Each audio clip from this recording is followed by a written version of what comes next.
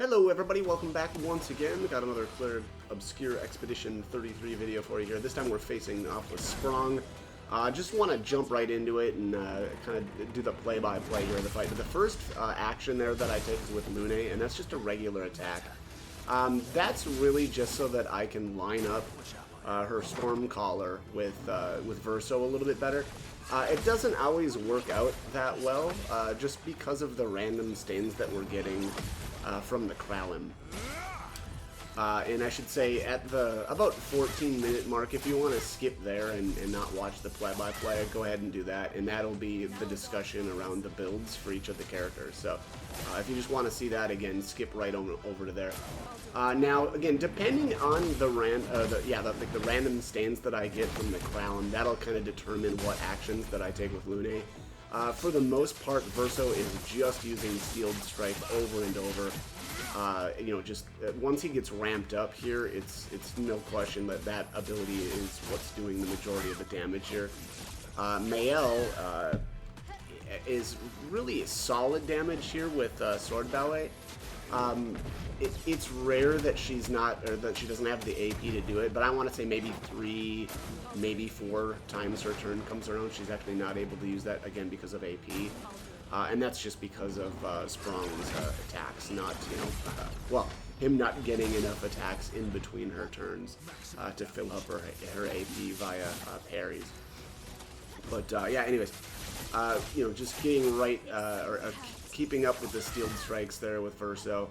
Let's take a look at it. So Lune got a Light Stain and a Lightning Stain there, which means I'm using Tsunami. I really do like Tsunami. Kind of, I would say that's probably my second priority. So like in terms of skill priority for Lune, it's going to be Stormcaller first, then Crippling Tsunami, then Wildfire. And then unfortunately though, every once in a while she'll get like a double stain, right? So she'll get like 2 Earth Stains, which is really no good, and then I'll have to use an Elemental Trick. There was one of the turns where Mael didn't have enough AP to use Sword Ballet, so I just used a Flurry Fury there. That's mostly to stay in Virtuous. The staying in Virtuous isn't that important here, just because she's got the Jarum equipped, which is going to, bring her back into Virtuous anyway. So that's kind of one of the things that are the nice things about the Sprong fight, that you don't need to worry about too much. So yeah, anyways, here's the 4-hit combo. As usual here, my toughest, the toughest ability for me to dodge is the lasers. And the first time I did this, and I do have another video up, which I don't like as much because I think I made some confusing statements. Anyways, that one, my first kill, I actually did with taking 3 lasers, but this one I did only taking 1, so that's kind of why I'm uploading this one.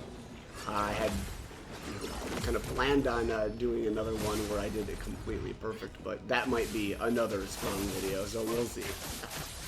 But, anyways, getting him hacked down here. Looks like we're dropping down below 75%, which is going to, change the phase just change his attacks just a little bit. Basically, he does, he does this attack here, where this is basically phase 1, where he does this twice now. So, again, once you drop below 75%, his attacks will change just a little bit, and it'll change again a little bit later. But here the goal for Lune is really to just be using Elemental Genesis as much as I can. Again, aside from delaying it a little bit because of that first turn. Whether or not that was that good of an idea, I think kind of, I'm not sure on. Just because, unfortunately, because of the randomness of the stains that we're getting, I'm not able to actually use Stormcaller that much anyway. But, it's really the only way to get things lined up well for Verso. Because really, you want to have Stormcaller going while Verso is using, or actually dealing the damage with Steeled Strike, right? Because the first turn he's just charging up. He's basically activating the ability, and then it's the second turn that he actually, activates it. So there I'm, had to use another, it's Crippling Tsunami, sorry. Again, because of the stains, right? A 1 light stain and 1 fire stain. If you have that active, then Stormcaller would eat those. And so, because I want to do Elemental Genesis the following turn, I can't do that, right? I'm forced to use Crippling Tsunami, basically. And unfortunately, that just happens a lot. I think that, it wasn't often that I was able to actually use Stormcaller to pump out the extra damage. But, the problem also is that, yeah, sure, I could use Stormcaller anyway, but then that's going to delay Elemental Genesis another turn, right? So, like, let's just say I get the Fire Stain and the Light Stain, and then I use a Stormcaller. Well, Stormcaller will do a little bit of extra damage because of the because it's powered up, right? But I don't think that it's at the end of the day it ends up being worth it, because again, you're delaying Elemental Genesis an extra turn by doing that. So here's a Lightning and a Earth Stain. So again, we're having to use the Crippling Tsunami, which again, not the worst thing ever though. Anyway, just because it's keeping the slow status on him. So again, not the worst of the elemental stains to be getting there. Again, the worst ones are like a double or one where I have to use a wildfire. I don't know the specific scenario where I actually have to use it. It might be if I get an ice stain and a lightning stain. That'd be my guess, right? Because then you can't really use Tsunami or Stormcaller. I'm betting that's the specific scenario where you have to use the wildfire. But anyway, so there's the big slaps again, or the whatever you want, phase 1, right? Here we're unleashing Elemental Genesis. So that's kind of one big difference too about this video versus my initial kill for Sprong, is that Lune's got a really upgraded weapon, which I didn't do for my first kill. So she's hitting, basically she's hitting the damage cap as opposed to that initial kill that I did. So that actually really shortened up the fight too, which is kind of interesting to see. So like, I think the mistake that I made for my first kill was that I went I upgraded the Jarum, which you just don't need to do. Mael is hitting the damage cap very, very easily without that. So you didn't need to, dump any upgrade materials into the Jarum, and I focused heavily on the Kalim instead for Lune. Alright, so here's another 2-strike. It looks like we're below 50%, which means he's still using the 2-strike hit from the phase 1. And this looks like still only 4 lasers first. Yeah, for phase 2. The lasers change eventually. I don't know exactly where the HP cutoff is though. It might be like below 33%, which seems weird for like the phases in this game have always felt pretty much like, okay, below 25% you're in phase 2, below 50 maybe you're at phase 3, whatever. I don't think that's the case here with Sprong though, because he starts using I think it's 7 lasers right around the 30%, and it might even be a little bit higher than that. We'll see here. So yeah, it looks to me like we're at about a 33-ish% right here. Obviously he's still in phase, well, I guess he just did phase 4, and phase 5 will be next with the Extermination Beam, but we'll see. I think from this point on he's going to do the 7 lasers. So it's not a clean, like, okay, below 25%, right? It's definitely higher than that. So we'll take a look.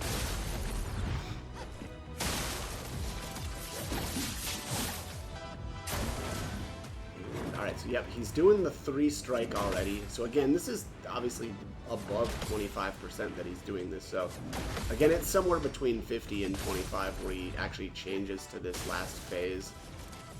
And adds, more attacks to his phases, or some of the phases, right? So like, kind of one of the nice things is like the Extermination Beam, that never changes, right? Phase 5 is always the same. It's always 2 blasts. But the other, and phase 4, right? Phase 4 is just nothing. It's just him charging, so that never changes either. But here's 1, 2, 3, 4, 5. Okay, so it must be 6 lasers. Yeah, so he adds to The last one's a little bit tricky because it feels more delayed than the earlier phases, but still not too bad. The trickier one for me was like I don't know if it was the second laser or the third laser, but it's something early on that was getting me hung up this last kind of practice session. So looks like we're using another tsunami. Because we started with the earth and the fire stain there. Going into the sword ballet one more time here. I want to say I got the 6 lasers 3 times, so and I don't think that was necessarily because, well, it may actually be because I got lasered once on somebody, which I think was Mayel, which probably of the 3 characters, she's not the worst. I think Verso getting lasered or, you know, getting hit is the worst. Lune is probably the least important one if you know, she were to get hit. Because she's just not really pumping out the damage that Mayel and Verso are. But it still hurts regardless. When, you know, when somebody gets exhausted, you know, obviously they're not going to be recharging their AP when they're parrying these attacks. So that can slow you down. And again, I think I may have ended up getting one more laser phase because of that. I can't say for sure, but it may have been. Let us stay. Alright, so we're getting, yep, there's finally able to do a lightning storm, although this one isn't really lined up because Verso hasn't activated Steeled Strike yet, so, you know, he's probably not actually going to get the benefit from that. There, I finally got lasers. I think that was the second laser.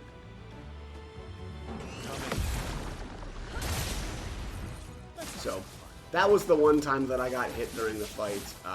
You know, wish again that this one would have been completely clean, but I felt like it was good enough to merit doing some commentary for, and again, we'll do the build stuff at the 14-minute mark, so stay tuned for that. But almost done. Yeah, she didn't have enough AP, and I don't know that was necessarily though because she got exhausted.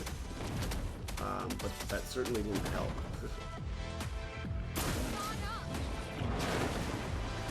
Charging the boom again. And yeah, I didn't get you can see here, I didn't get the bonus damage from the Storm Collar, unfortunately.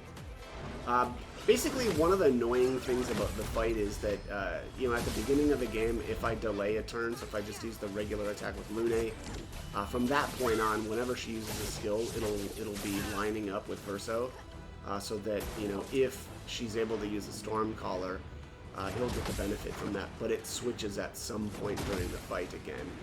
And that's just because he's a bit faster than she is, so, you know, again, unfortunately, things just don't quite work out for the entire fight. Alright, here's another. So yeah, I definitely use Tsunami, it feels like, much more than any of the other skills. Which, again, is probably fine. I do like that that's able to, you know, it's delaying his turns to some extent. Yeah, here's the last laser phase. But yeah, pretty happy with 2 of the laser phases, or 2 of the 6 laser phases being completely clean. Only messed up on the 1 laser for the entire fight, so again, feel really good about that. Certainly a pretty big improvement over my first kill that I ever did. Alright, so here's the 7-hit, very, very easy. You know, all of the phase 3s seem very easy to me. Alright, it's a 3, a 5, and then a 7-hit. But there it is, that's the kill. 112 successful parries, which I think is actually less than my initial kill too, just because I was doing more damage this time.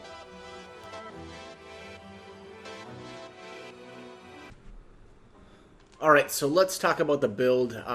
By far, Lune is the most complicated of these characters, and I should say, you don't have to do this at this high of a level, certainly. Obviously, I gained a couple of levels from the Sprong fight, but also, I want to say I was in the kind of high 40s. You don't need to be that high a level. I just happened to be that high from, I farmed the Noir enemies. I think it was the the two enemies maybe 3 times, right? So that's you get a ton of levels from just doing that, but you definitely don't need to be this high. So let's go over the builds though. So I've got the Kalim weapon. This is really the only weapon that I have upgraded at all in the game up to this point. So I took it all the way up to 16. Lune definitely needs the most help in terms of her weapons to get her to hitting the damage cap. Because Verso and Mayel, well, for one thing, Mayel having Virtuous Stance, this is going to get her, you know, she needs no help whatsoever. And then on top of that, she's got the Jarum, which is already a pretty decently leveled weapon for this point. And then, of course, Verso having the Corpesso. He actually doesn't hit the damage cap initially, but once you rank up to S, he'll be hitting, you know, the 9,999 every single strike. So again, he doesn't. Neither of these two need any upgrades for their weapons. I should say I did level up the Corpesso to 25, but that wasn't necessary. Even a level 23 Corpesso at rank S, Verso is going to be doing maximum damage. But anyways, so I actually used the Kalim this time. I used the Patirim the initial time that I killed Sprong, and mostly for the consuming light stain applying slow. But I think this I went more aggressive this time. Obviously Patirim is nice to keep him slowed or to put a slow on him every once in a while when you consume a light stain, right? So that is the nice part about that. But I think just doing more damage actually shortened the fight a bit for me. So I think at the end of the day, the Kalim actually was a little bit better. And again, mostly for the on-turn start, if no stains, 2 random stains are generated. Obviously, that definitely complicates the fight by quite a bit. You really just have to adjust to what stains you've got, right? I think, obviously, you're going to need specific skills in order to get this to work. So we'll go over her skills here as well. Actually, I might as well just jump right into that. So basically, you need Crippling Tsunami, Wildfire, Stormcaller, Elemental Trick, and then Elemental Genesis. I have Thermal Transfer on here, but you never need this for this fight.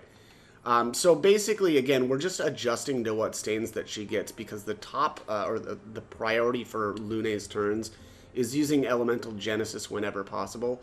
I do delay my, I guess, doing that because of the first turn. I just used a regular attack. Mostly that's to try to line up Verso's turns with Stormcaller. So basically what I mean by that is if you just go right into, let's just say you get, you're able to use a Crippling Tsunami first. Okay, so that means the second turn, actually no, let me back up. We'll just say on her first turn you're actually able to use a Stormcaller, right? Like you get a let's say an Ice Stain and a Fire Stain, right? Okay, so then you're good to go. You can use the Stormcaller. Well, the problem is, since Verso hasn't activated Steeled Strike yet, when he actually goes to do the damage portion, which again will be the following turn, the Stormcaller will have already worn off, and so you won't get the extra damage on his Steeled Strike. Now, you know, you'll still get a little bit of damage from extra damage from Stormcaller on Lune's second turn when you use the Elemental Genesis, as well as Mayel's turns. But because of how Stormcaller works by giving extra damage to strikes, you lose a ton by Verso not getting any benefit from it, right? I think it'll take his damage from, I want to say, like when he maxes out at rank S, he's doing like 130k damage with Steeled Strike, but if he's got Stormcaller on him as well, or I should say if Sprong has Stormcaller on, Verso will do somewhere around 160. So he's getting like 30k damage from it or so. So again, you really just want to try to line those up, and so that's kind of what I did.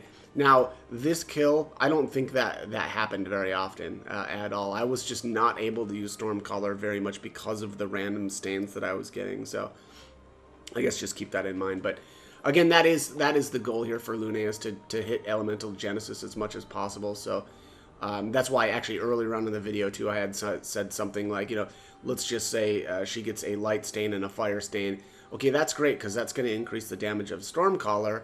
But the problem is that's going to delay her using Elemental Genesis, though, right? Because she'd need one more turn then to do like a crippling tsunami before she could use the Elemental Genesis. And on top of that, that would also screw up the lining up of the skills for Verso. So yeah, so I don't really. It's just complicated, right? Lune is definitely the trickier character here to play during this battle. But anyways, let's talk about the Pictos. So really, I'm only using these Pictos because of the crit rate. I want to get to 75% so that you know, with which one is this here? Let me see. Critical burn. With critical burn, every one of these characters will have 100% crit rate. So again, powerful revive, first strike, and confident. Those are the Pictos here. As far as Verso goes, he's got breaking shots, dead energy, and breaking counter. And then Mael, and I should say he's a little bit over on the crit rate. Now, you know, technically you could probably use a recoat here and drop his crit rate down to 75% and then add in more like speed if you wanted. But I just didn't bother with that because again, he's about 3 crit rate over with these specific these Pictos equipped. But anyways, Mael here, first offensive Death Bomb and Perilous Parry. Let's talk about the actual Luminas. Most of these characters, or at least I should say Verso and Mael are the same. Lune's got some extra stuff that, I'll be honest, you don't really need, but I did it just because. So Augmented Attack is one of them, 50% increased base attack damage. You just don't really need this. This was only good for that very first turn, because after that she's never using basic attacks. Same with Augmented First Strike. You don't really need this, right? It's a bunch of extra, I should say a lot of this stuff is just extra Lumina points that you don't really need to spend because it's just not doing that much for you beyond that first turn. Augmented Counter, though, that is good, right? This is good the entire battle. You're going to be constantly countering, so that one's really good. Confident is not doing anything for me. Again, this is just equipped for the Pictos. Critical Burn, though, this is huge, right? 25% increased critical chance on burning enemies.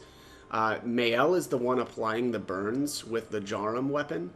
And so that's the other nice thing, too, right? Like, you don't need to be applying burn with Lune in order to keep the 25% crit chance going for you. So that's why this, you know, is such a good Lumina for this battle. Getting that, you know, basically everybody has 100% crit chance. Energizing Start 1, 2, and 3. These aren't as needed for Lune because, again, her first turn is basically just a base attack anyway. So these ones aren't as important for her, but they are for the other two characters.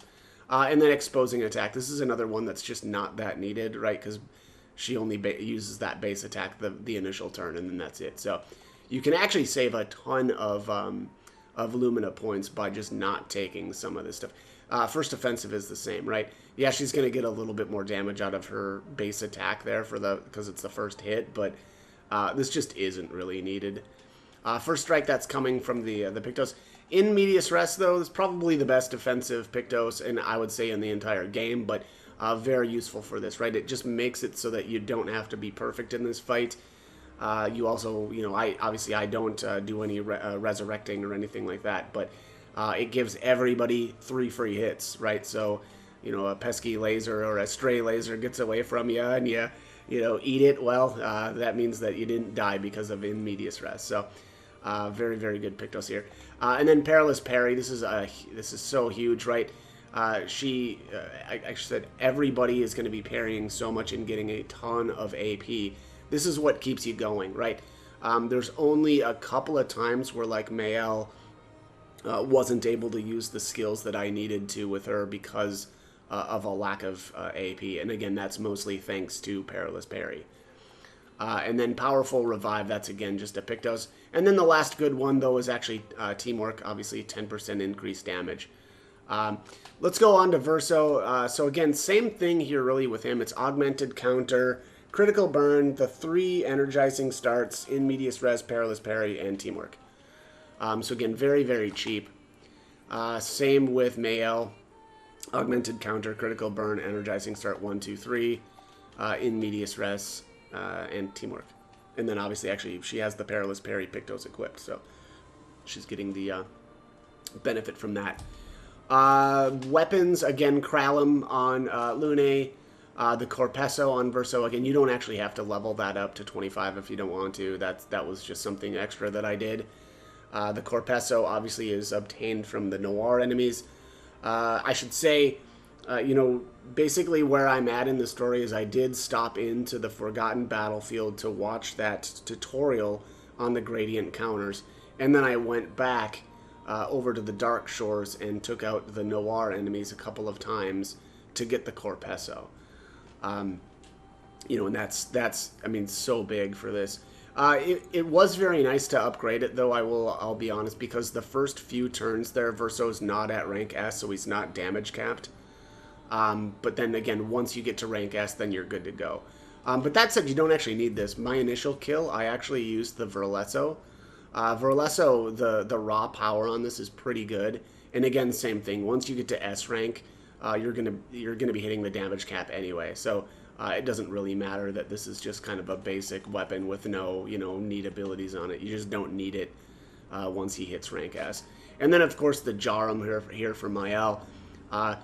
You know, both abilities on this are phenomenal for this battle. The switching to Virtuous on counterattacks and then applying the 5 burns on counterattacks as well is just so huge. Last thing is, let's talk skills. Okay, so again, for Lune, I kind of already went over these, but Crippling Tsunami, Wildfire, Stormcaller, Elemental Trick, Elemental Genesis. Number 1 priority is to use Stormcaller. Number 2 is Crippling Tsunami. And then last is either Wildfire or Elemental Trick. So Elemental Trick is useful if you get 2 of the same stains, right? 2 Earths, 2 Fire, 2 Lightning, or 2 Ice, because that's the only way to really fix that so that you can use Elemental Genesis on the next turn. Wildfire, there's only really like one scenario, and that's if you get a random Ice stain and a random Lightning stain, right? Because then you're basically forced to use Wildfire. And then the other scenarios are a little bit different, right? So like Stormcaller can be used in a couple of different scenarios, and same with Crippling Tsunami. But again, the top priority is to be using Elemental Genesis every other turn. Verso, you really only need Steeled Strike. So let's go to the skill tree. Technically, the only thing that what you can do is if you use like a recode or something, I guess you don't need to do that, but all you need to do is go straight down, right? Because Steeled Strike is right down here. I don't use any of these other abilities for this battle, so I don't remember. Like I think my initial kill, I think I was like level 42 or something. But you actually technically don't need to be that high level, right? You can as long as you've got enough skill points to get down to Steeled Strike, you're good to go for this battle. Again, just because you're parrying so much that you're not going to be using anything else. And then Mael, of course, here, she's got, you don't need Mezzo Forte for this battle either, so you don't really need Engagement or Mezzo Forte. You really just need to get down here, do, you know, Guard Up, Flurry, Fury, Breaking Rules, Fencer's Flurry, and then end at Sword Ballet, right? So you can just kind of make a beeline right down here. But you can see she's got a ton of extra points. And then Lune's same deal here. You only need the... you do need to get to Wildfire, though, because, again, there's just that one scenario where you need... Well, technically, that's not true either. You wouldn't need Wildfire because you could just use Elemental Trick instead, but that's what I do. I like having that. And then I do, you know, here's... Tsunami is right here. So you have to spend a certain amount to get there. And then you can do Mayhem, and then Elemental Trick, and then Elemental Genesis. And then from Elemental Genesis, you can go over to Stormcaller. So you can save yourself a couple of, you know, skill points by not, you know, taking some of these other skills. But that is it. That is the builds. Again, quite the undertaking, though, if you decide to do this, but also a very fun challenge. So, as always, hope the guide was helpful, and thank you for watching.